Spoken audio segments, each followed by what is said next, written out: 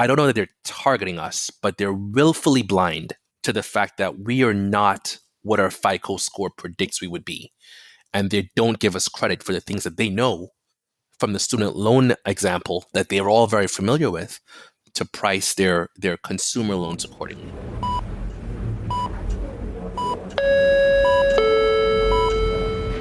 Paging Dr. Cook. Paging Dr. Cook. Dr. Cook, you're wanted in the OR. Dr. Cook, you're wanted in the OR.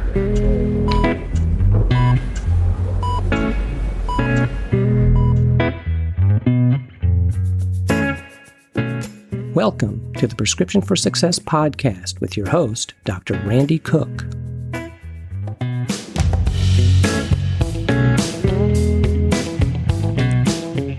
Hello, everyone, and welcome to Prescription for Success. I'm Dr. Randy Cook, your host for the podcast, which is a production of MD Coaches, providing leadership and executive coaching for physicians by physicians to overcome burnout, transition your career, develop as a leader, or whatever your goal might be.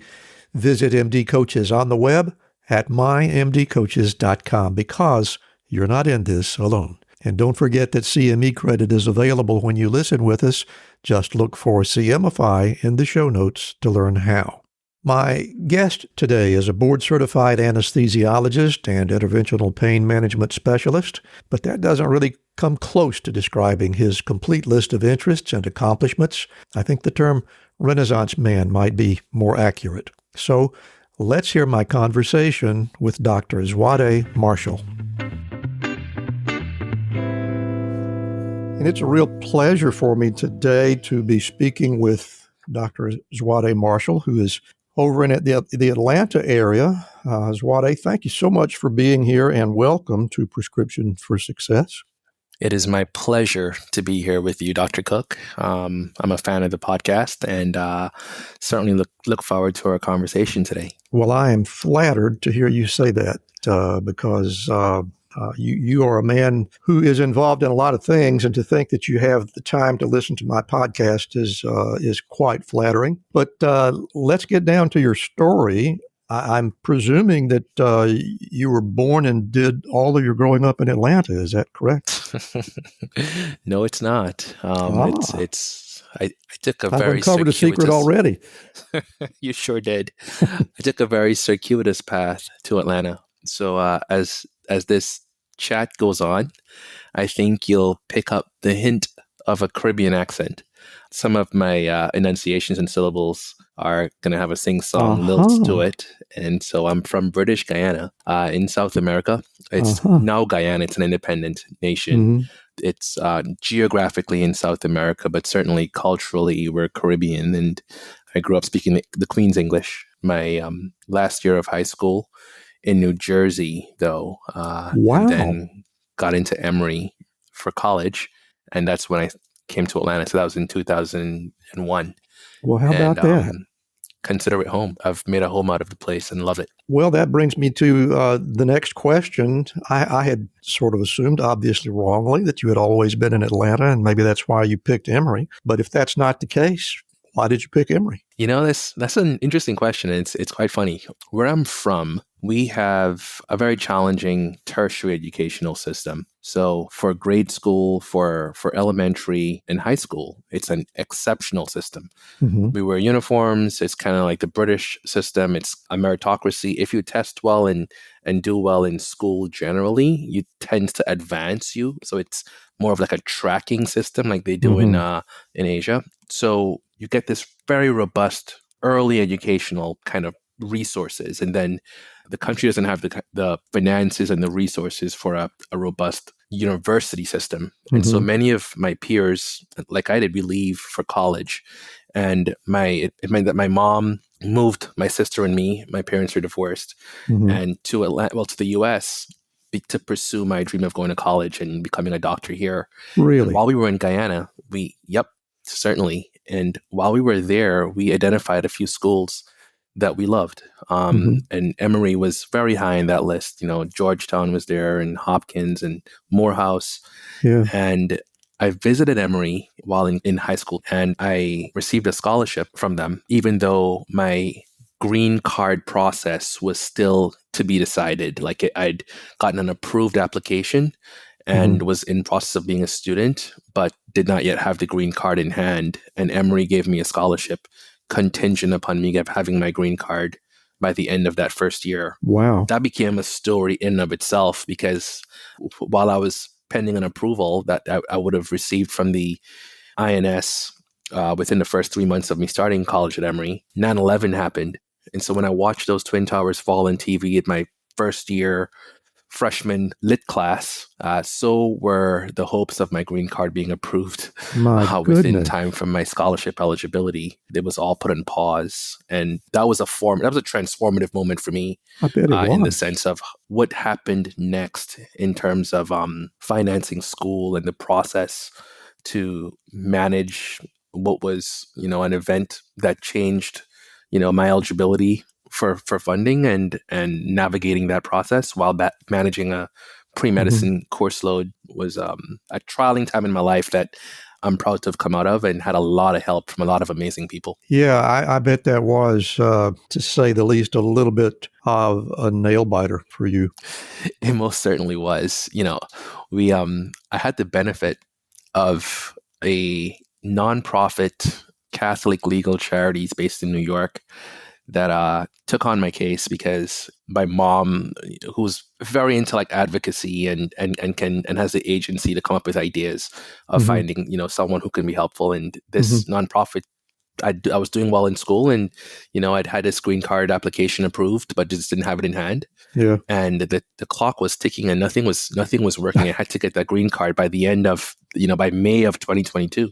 Wow. Or I was going to lose scholarship and couldn't return. And they said, write a Hail Mary letter to the congressman of New Jersey where you went to high school, and then also to the congressman of Georgia where Emory is. And I wrote this Hail Mary letter, handwritten to, it was actually State Senator Johnny Isakson in Georgia. And you'd never believe it, a week later, I got a call from his chief of staff that says, "Hey, Zwade, I got your letter. How can we help?" It's fascinating how that can work. It's fascinating.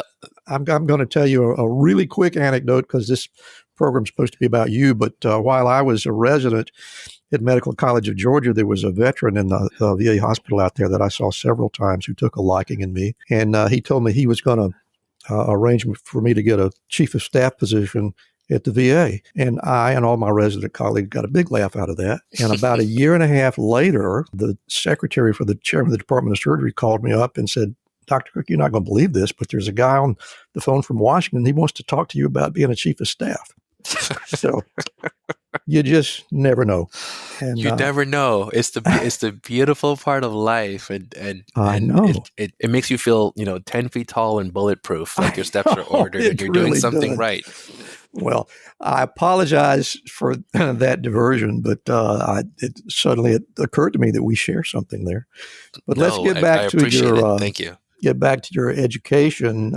You graduated from Emory with a BA in economics, and I'm curious if you were even thinking about medical school when you embarked on that course of study. Yes, I was thinking about medical school.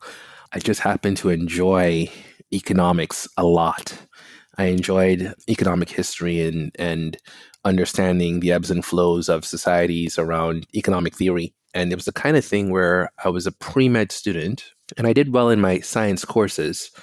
But if you found me reading something that was not for leisure in the weekends, it was likely an economic journal. I enjoyed Business Week and The Economist, etc.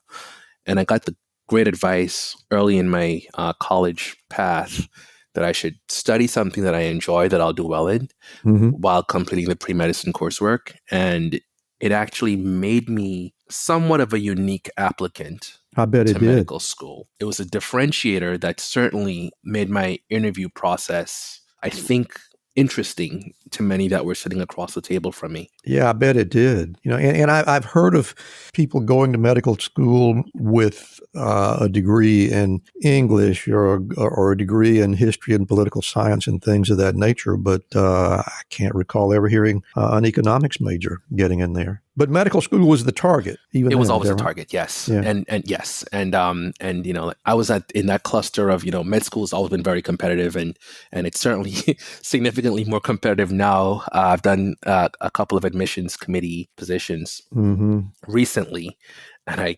I'm astonished by the talent that we reject today. It's the cohort of folks It's that don't get in agonizing, are is it not? absolutely. But I remember that when I was coming through with the econ degree, and I was thinking about how do I frame my journey to someone listening, and the econ degree led me to also being a high school mathematics teacher for a short period before applying to medical school, and the two things together, I think, as I thought about what my elevator pitch would be, about how do I tell the story of what I want to do with my life in medicine and how I view the world through the healthcare lens. Mm-hmm. The economics degree was so critical to that narrative for me because I was able to kind of articulate that I cared about the individual doctor-patient interaction. But I also cared about the systems and the things that go into keeping the medical engine going and the flows of resources, because healthcare is a finite resource. And, if you give here, you take from somewhere else. And the kind of thoughtfulness that goes into determining where the winners are and where the losers are, and Mm-hmm. seeing what's inherently wrong about that process, but knowing that it's a tension that we just need to solve. Yeah. And to do so as best as we can at any given point in time. And the more I spoke, the people that was interviewing me, they appreciated the perspective because they were in seats that had to make those decisions on a daily basis. And so Mm-hmm. it felt like a kinship to them, I think, the more I spoke. And, I got an MBA as well while I was in medical school, like Kenton, my co-founder, did in your interview. And I think that further kind of transformed my view of myself and of what I thought my strengths would be as a servant leader in medicine. And it certainly inspired many of the things that I do today. Today's episode is brought to you by Doc-to-Doc Lending. Doc-to-Doc provides match day loans of up to $25,000 to fourth-year medical students and current residents. These loans are designed to help students cover personal expenses, such as moving costs, housing down payments, and living expenses before and during residency. With fixed interest rates, flexible repayment terms, and no prepayment penalties, Doc-to-Doc Match Day loans provide financial flexibility and allow students to focus on their exciting journey towards becoming a physician. Doc-to-Doc was founded for doctors by doctors. They understand the challenges and hard work involved in becoming a doctor, and they support doctors throughout their careers. Using their in-house lending platform, Doc-to-Doc considers the unique financial considerations of doctors that are not typically considered by traditional financial institutions. So don't let financial stress hold you back from achieving your goals. Doc-to-Doc Lending has you covered. Visit www.doc2doclending.com/mdcoaches to learn more. Hi, I'm Rhonda Crow, founder and CEO for MD Coaches. Here on RX for Success, we interview a lot of great medical professionals on how they grew their careers, how they overcame challenges, and how they handle day-to-day work. I really hope you're getting a lot of great information. But if you're looking for an answer to a specific problem, management or administration challenge, or if you're feeling just a bit burnt out, like maybe you chose the wrong career, well, then there's a faster way to get the help you need. No, it's not counseling, it's coaching. RX for Success is produced by MD Coaches, a team of physicians who have been where you are. I know you're used to going it alone, but you don't have to. Get the support you need today. Visit us at mymdcoaches.com to schedule your complimentary consultation. Again, that's mymdcoaches.com, because you're not in this alone. We'll get back to our interview in just a moment, but right now I want to tell you a little bit about Physician Outlook. If you haven't discovered this remarkable magazine, please do so very soon. It was created by physicians for physicians to showcase the intersection between clinical and non-clinical interests, whether it's writing, painting, cooking, politics, and dozens of other topics, Physician Outlook gives a physician perspective. It's available online and in print. It's really unique among physician lifestyle magazines. And like the Prescription for Success podcast, Physician Outlook amplifies the voice of any physician who has something to say. It also engages patients who still believe in physician-led, team-based care. And Prescription for Success listeners can get 3 months free when you enter our promo code RX for Success and select the monthly option at checkout. That's a really great deal on this stunning publication. And now let's get back to today's interview. As you can imagine, I do a lot of snooping around in the lives of the people I'm going to interview. And I heard you on Brad Block's really very informative podcast that he does. One of the things that you said during that interview was that education that you got in economics changed the lens through which you saw the world. Can you talk about that a little bit? Indeed.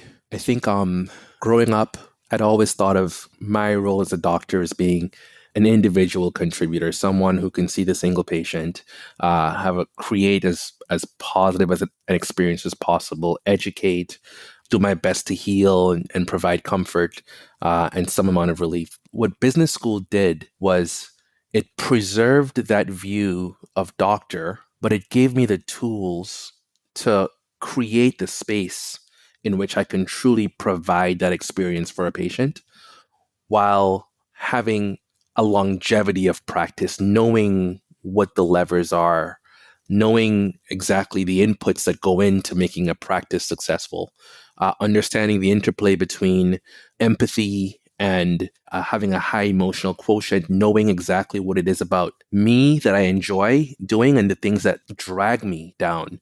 There was a huge element of people management that I find to be exhausting at times. And what an MBA does is you get this dedicated time to be self-reflective and to nurture the talents that you have and to mitigate your shortcomings. So knowing exactly where it is that you struggle.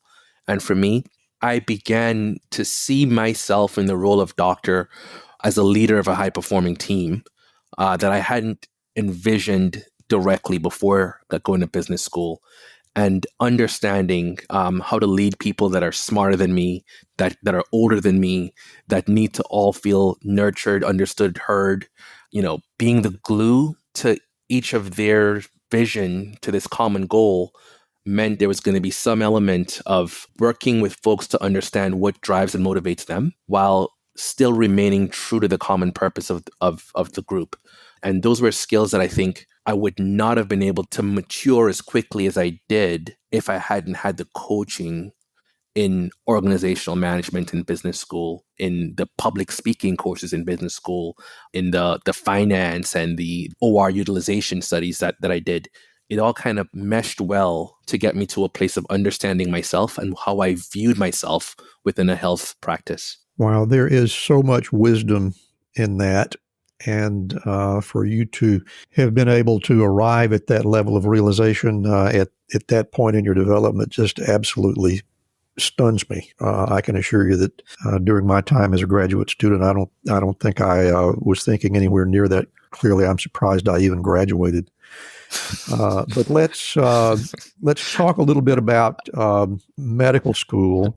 This was clearly something that you'd been planning for a long time, and you're getting into it rather simultaneously with, maybe not an entirely different, but a somewhat different discipline.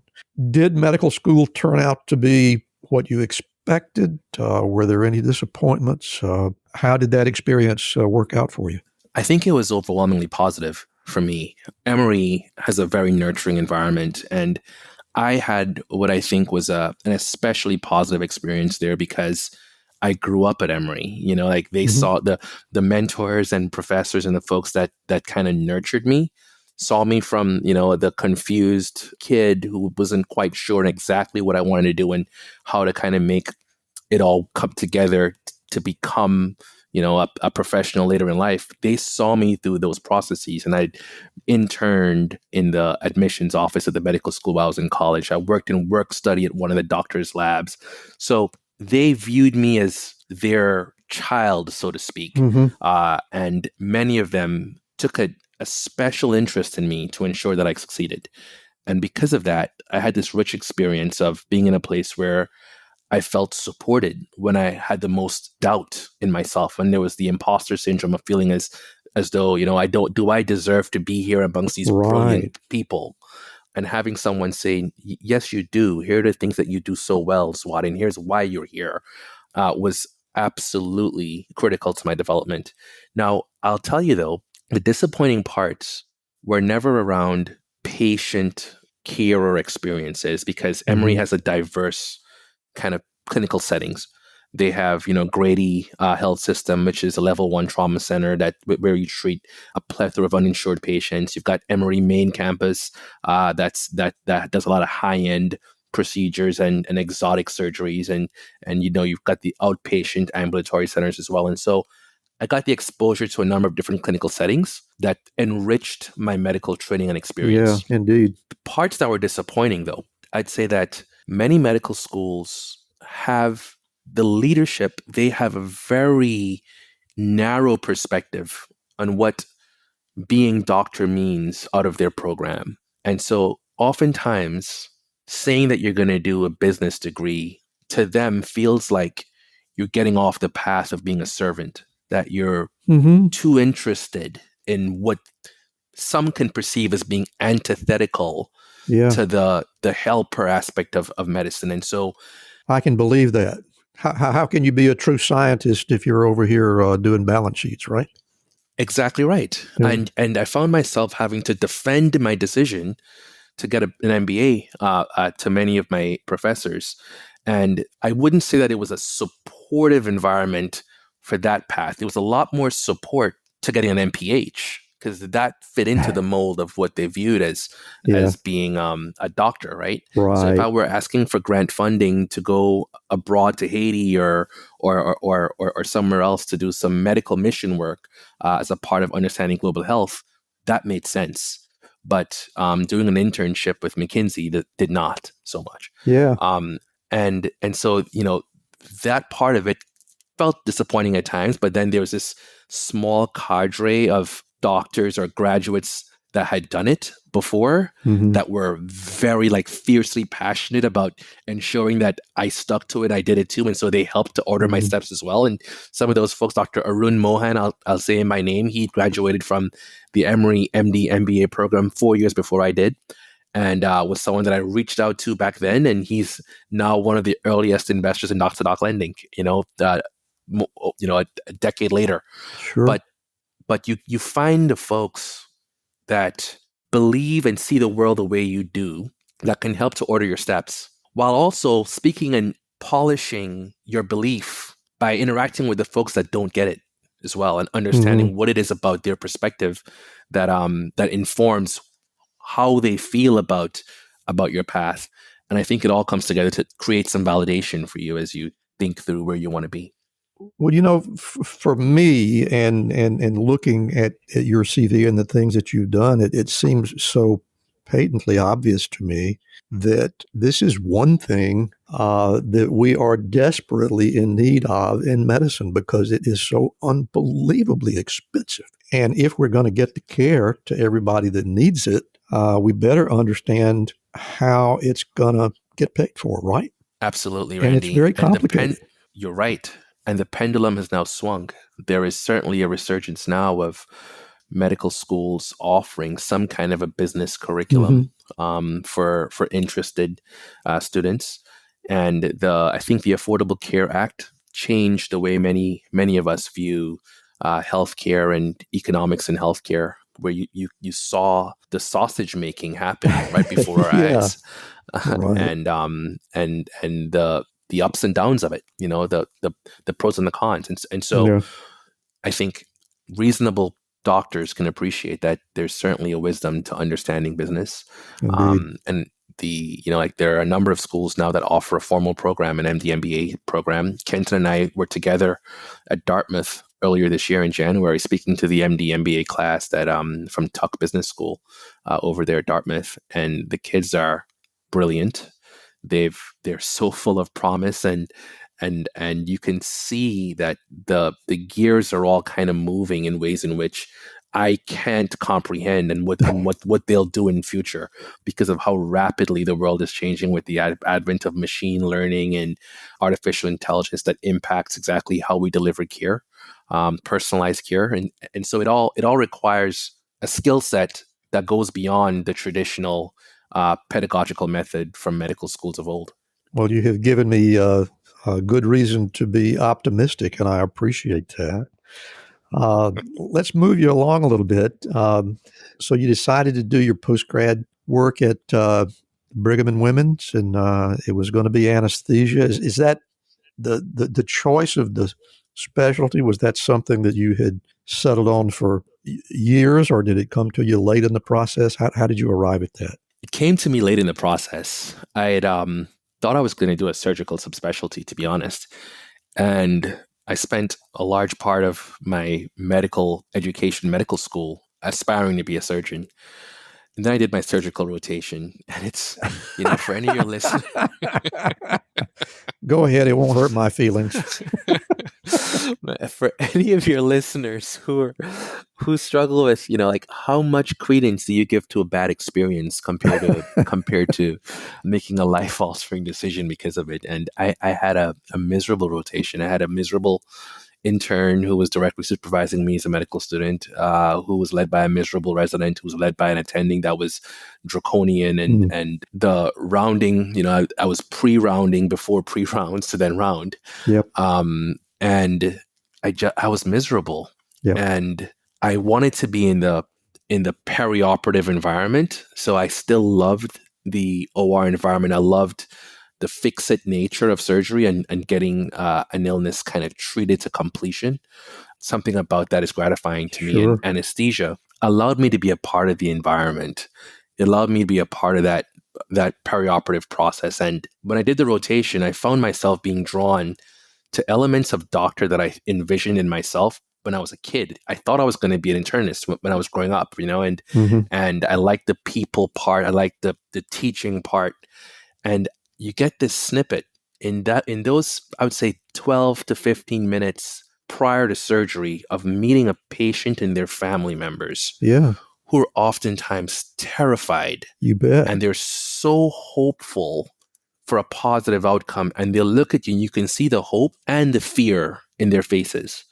And I've got a few minutes to inspire confidence, to educate, to help them trust me and the process and the system. And there's a gravitas, there's a gravity to that I embraced as I was training, that I quite frankly loved it. Yeah. And so I was drawn to that. I love the immediacy also, being in the OR and having someone's blood pressure go up and being able to give them a medication. It goes down immediately.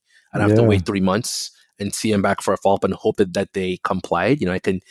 There's an instant gratification piece of they're bleeding and hypotensive, and you transfuse with packed cells right there in the OR and they get better. So that excitement, that part of the team-based approach to medicine also kind of fulfilled all the other elements that I was nurturing in myself around leading high-performing teams, and being a part of that kind of environment was helpful for me. And then anesthesia is one of those unique specialties that has a very diverse subspecialty range where you can choose the kind of life you want to live and the kind of practice you want to have based upon your subspecialty. So if you love shift-based work in a perioperative environment, you can do critical care and take care of the sickest of the sick, who are relying upon the best of your skills to survive the most traumatic period in their existence while they're alive. They're at death's door when you're caring for them. Or you can take care of kids. And pediatric anesthesia is an incredibly rewarding field, but you're treating parents and kids. I can remember taking care of kids where by the time you put the kid down to sleep, there's no dry eye in the room because the parents are crying, you're crying, the surgeon's crying. Because seeing a child's body go limp from anesthesia, you just never get used to it. It Yeah. just doesn't seem natural. And so you feel this emotional like pull, and you feel like your work is so meaningful every day you do it. And then there's interventional pain, which is what I did, Yeah. that allows me to feel some iota of what it's like to be a surgeon, where I own an ambulatory surgery center today. I come to work and patients come to see me. I am the one doing the procedures, whether they're epidural injections or nerve blocks or spinal cord stimulator implants. I am the proceduralist, and I also get to run a business. And I have 27 employees. I have nurses that work with me. I have nurse anesthetists that work with me. And so it allows me to utilize all facets of my brain and my personality that I was nurturing in medical school and business school, being a high school math teacher and getting a real sense of that human experience of what it's like to work with folks that are really struggling economically, financially, and having the empathy quotient to understand what it's like to not be able to afford the medications or not be able to afford transportation to come see me. There are all these factors that impact how care is delivered. And if you're a provider that's experienced different settings, either personally or you've been a part of it in your training or you've lived it, it certainly informs the level of care that you provide, but it also informs your level of satisfaction with the care that you provide. And so it all kind of came back full circle for me in that way. Sounds like you landed in exactly the right spot, and you're obviously very enthusiastic about it. And I think that's a great thing. Clearly, you love what you do. I want to shift the gears just a moment so that we can get into one of the many interests that you have, and tell us about meeting Kenton Allen and how Dr. Doc Lending came about. Sure. So your regular listeners already had the pleasure of meeting my co-founder and partner. He's got the perfect kind of radio podcast voice, but from the cadence with which he speaks, you can tell that he's a steady hand. He's the anesthesiologist that you want to have in the operating room with you when it's chaos. He's very ordered in his thinking and is just a brilliant, brilliant guy. So we met at residency. Always, he was an MD, MBA, and so am I. And we'd always kind of thought about ways in which we would get together at some point in time in our lives, and we hadn't quite figured it out until we began to talk about our own financial journeys, and we're completely different in background. Kenton, grew up in that New England area, and certainly not a wealthy guy by any means, but had a wife and 3 kids while in training, and that was his kind of pressure point for needing finances. Mine was different. Mine was single parent household, immigrant family, matched into Harvard from Emory, so going from a low cost of living city in Atlanta to a significantly higher cost of living city in Boston, having north of $200,000 in student loan debt. Income in residency was going to be $54,000 a year, and my FICO score was considered to be subprime, not because of bad behavior, but simply because of the toll that the sojourn through medicine takes on your overall credit profile. Mm-hmm. I was surprised to realize that the banks viewed me as a high-risk borrower. I was stunned to hear that from Kenton. And do go ahead. I apologize for the interruption. No, it's quite okay. And I think most people in finance don't understand this. We're not a sympathetic bunch. No one thinks of us as having this frailty. We're supposed to be superhuman. We're the folks that serve people and do it with poise, and they think of us as being wealthy, in the top 1 percentile of income earners in the US. But I think what's often forgotten is the sojourn to get there. And we don't all end up earning a whole lot of money, and there's certainly this huge financial toll. So what we decided to do together with Dr. Doc is rethink risk and underwriting for physicians and dentists, where we give you credit for being a physician and knowing what your career arc looks like, And the variability in career arc depending upon specialty, the variability depending upon where you practice as a proxy for insurance rates and Medicare reimbursement rates, the variability based upon your free cash flow.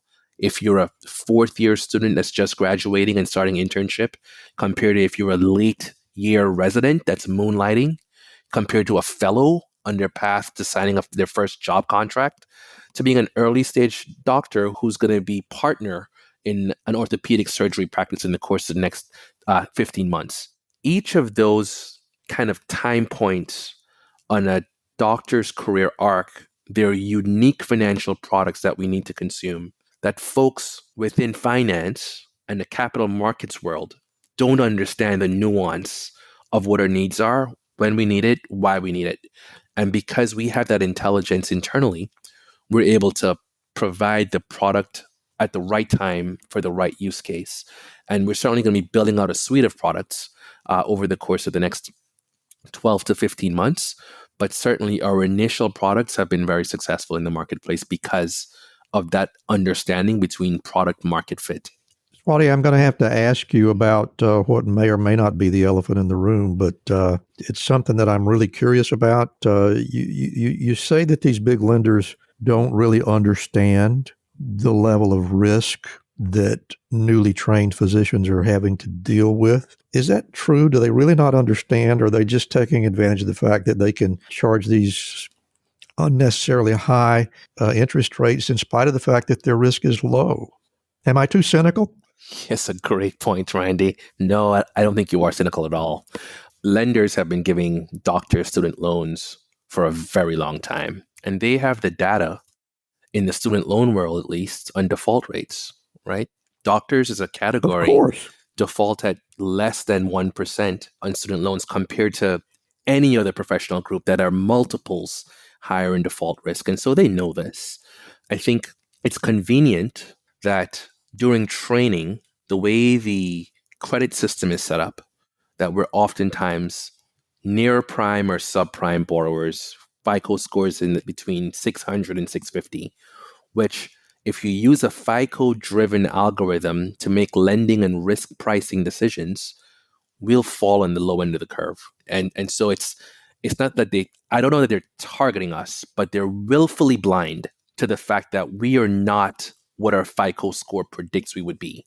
And they don't give us credit for the things that they know from the student loan example that they're all very familiar with to price their consumer loans accordingly.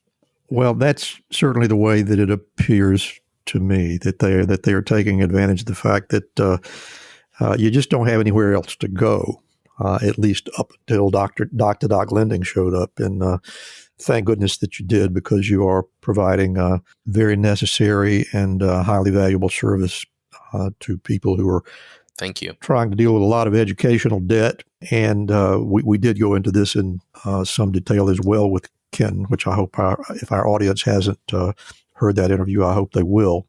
And I just want to go ahead and continue to advance along in your path. Once you got trained, once you finished your training in Boston, you made the decision to come back to Atlanta. Clearly, it was a place that you really loved, wanted to be a part of not only the medical scene, but the civic scene as well. You were part of, and actually, I think this might have happened before you even finished medical school. You can get my timeline correct, but you were responsible for the development of a thing called the Pipeline Program. I'm very interested in hearing about that. Yeah, thanks for asking. Yeah, no, I am. I'm proud of it. I had a partner in crime in that one as well, Dr. Sam Funt, who's currently an oncologist at Columbia Presbyterian in New York now. But we were students at Emory. I had just left being a teacher, a high school math teacher, and again, I taught high school at what's called a Title I school in a place called Decatur, Georgia, where greater than 90% of those students were on free lunch because they were food insecure at home. They just couldn't afford to provide meals. If there was a holiday or a break away from school, there was a good chance they're going to be hungry at home. So there was that kind of school, and you can imagine with the challenges of that kind of economic uncertainty, it created an exceptional environment to be a young male teacher where classroom control was tough, but I had to kind of work overtime to earn their trust. I And bet you did. it felt to me like by the time I got good at being a teacher, like by the time I got good at creating lesson plans that were engaging to hold their attention, because I was young and I was closer to their generation than most, I can draw the parallels between pop culture and what I was doing in the classroom. And right before I left to go to medical school, I felt this sense of guilt, Randy, in that I was just beginning to write the recommendation letters for kids that are going to apply to college in a school in which only 62% of the kids went off to college. And they were coming to my classroom to confide in me and ask for advice and help to navigate life. And I really felt like I was making an impact. When I decided to go to medical school, and that was always the plan to go to medical school, as I said before, it felt like I was leaving them behind. And the way I chose to bridge what I felt inside and kind of making it so that I believed, as Sam did, we can transform lives of students if they were exposed to environments different from where they live. Where they can see Mr. Marshall become Dr. Marshall out of Decatur into Emory, bring them onto the campus where they can see the entire educational pipeline. And so we created a program in which it was longitudinal. So we had sophomore high school kids mentored by sophomore college students, mentored by second year medical students who were given didactics by residents. And so in any given instructional room for the pipeline program, you had multiple layers of the educational journey from high school to resident and attending physician.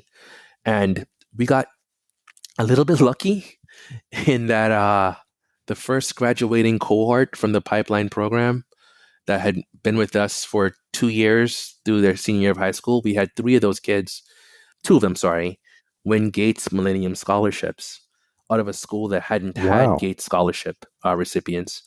And when the kids were interviewed by the Atlanta Journal-Constitution and they were talking about what did it take for you to get here, they gave credit to us at Pipeline. And all of a sudden, we're getting a lot of attention. We got an NIH grant that allowed the program to really become sustainable. We had a lot of foundation donors that gave money to Emory to keep the program going. And I'm proud to tell you that it's the Pipeline program that was started back in 2006 is still in existence today at Emory. And I spoke at one of the graduation ceremonies about 3 years ago as the old man found her back on campus. And it certainly is one of the things that I'm most proud to have been associated with. And I've interacted with students. One of my high school students is now a nurse in my practice, a nurse practitioner. Wow. I met her at Towers High School in Decatur. And Robin is now here with me. I didn't mentor her through the entire time. She reached out to me to apply for a job when she finished nursing school and said, Dr. Marshall, I was one of your kids at Towers High School. And it gives me goosebumps to even talk about it now. But it's certainly, I'm so proud of that program and the time I spent in that school, in that high school. I bet you are proud, and rightfully so. And I'm going to also mention, because I'm sure you're too humble to admit it yourself, but you were named Humanitarian of the Year some years ago on the strength of your work with the Pipeline program, and I can't think of a more deserving recipient. Thank you. So, Zwade, I've really enjoyed our conversation, and I can't even begin to explain to the audience how much more there is to tell about you, but in the interest of time, I guess we're going to have to close this out. And I'm going to give you some time to speak on your own, and let's hear what you've got on your mind. So, audience, here is Dr. Zwade Marshall and his personal prescriptions for success. Thank you. Thank you, Randy. As I kind of thought about what I would want to say to others in terms of what do I ascribe to the modicum of success that I've achieved and the satisfaction that I have with my career and personally at this point, if I were to look back at myself 10 years ago, and what would I say to that Zwade back then? And the first thing I would say is to be patient with yourself. I've always felt like I needed to get there quickly, that metaphorical there, that was motivated partly by just an overwhelming sense of gratitude for my family's sacrifice to be where I am. I needed to feel like I'm living up to expectations placed on me, to get that imposter syndrome feeling out of me, like I didn't belong at Emory or Harvard or wherever I was. And once I began to enjoy the journey itself and to do the self work, to realize that I have unique talents that inspired a confidence to achieve. And so it stopped being about the destination and more about the journey. And I think most of your listeners may have heard something similar to that at some point in time. But if you place that kind of framing to your own life, it often illuminates the things that you should not be doing. So instead of being miserable, toiling in something that you're hoping will get better later, or I just have to endure this until this thing happens, maybe you shouldn't be doing that thing, because life is short. And those of us that find great pleasure out of the journey to get to that destination, where the journey is the destination. So that's the first thing I'd say. The second is there's a power in positive visualization and self-affirmation. And it may sound a bit absurd, but I can remember when I was interviewing for residency, I'd been at Emory for a very long time. It's a place that I knew and loved. I'd gone there for college, med school, and business school, like we just discussed.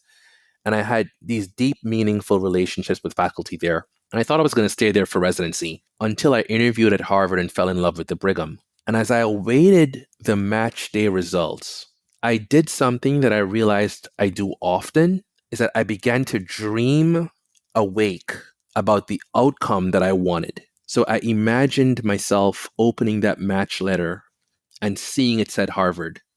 I could see my wife smile next to me and my mom cry.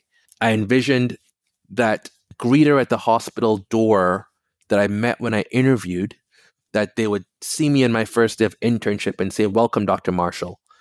And it felt like deja vu when it really did happen in reality. I've had that feeling so many times because of that visualization. It meant that I was ordering my energy, my prayers, my work ethic to seeing that dream come true. And it's all connected. And then the last thing I'd say is it's more important to make a decision than to make the quote unquote right decision. I found that times when I was dithering with indecision, that it kills momentum, it kills creativity, it kills deals. And there's so much to learn from any decision that you take if you have an intuitive sense about course correcting as you learn the elements of that, call it a bad decision, that you need to know that it's okay to make mistakes in your thoughts. And so this only works if the aforementioned exists when you have established a true north already and you can identify when you're drifting away from goals. So instead of agonizing over the right decision, decide that you're going to do whatever it is and be ready to course correct as you need to. Those are my prescriptions for success. That's some very powerful thinking there, and I can't say I'm at all surprised. So have patience, have a positive vision for the future, and have the courage to decide. It's good advice. I thank you for sharing with us, Zwade. Before we go, I want to give you an opportunity to tell our audience where they can find you and publicize whatever you like, email addresses, websites, public appearances, books. What have you got to share with us? Absolutely. Well, thank you so much for having me. This was a pleasure, Randy. You're very easy to speak with, and it felt like we were in a living room just having fun. I appreciate that. I am Zwade, Z-W-A-D-E, at doc2doclending.com. That's doc, number 2, doc. And our website is doc2doclending.com. And our site, I think we do a pretty good job of telling the story of who we are. And we're happy to speak with anyone. And I'm personally happy to do so. Know that our team of physicians, we still call every approved borrower to welcome them to our family. So there's this physician to physician interaction, and it's part of the D's in doc to doc. Our investor base is, over 95% physicians as well. And so the money that we use to fund our loans, the equity capital, comes from doctors. And so we're really proud of the community that we've created, and would be happy to chat with anyone that's contemplating needing to access capital for whatever reason. It may not be with us, but we can help you think through how the financing process works. Dr. Zwade Marshall, it has been a pleasure. Thank you so much for being with us on Prescription for Success. Thank you so much, Randy. Thank you so much for listening with us today. If you enjoyed the show, you can help us reach more listeners by leaving a rating and a review, especially on Spotify or Apple Podcasts. And if your app doesn't have that option, leave us an email or a voicemail through SpeakPipe at www.rxforsuccesspodcast.com. You can also help by becoming a Patreon member. That link is in the show notes as well. And don't forget to follow our companion podcast, Life-Changing Moments with Dr. Dale Waxman. Special thanks to our producer, Craig Clausen, our promotions manager, Mariana Rodabaugh, and to Ryan Jones, who created and performs our theme music. And finally, please remember to fill your prescription for success with my next episode.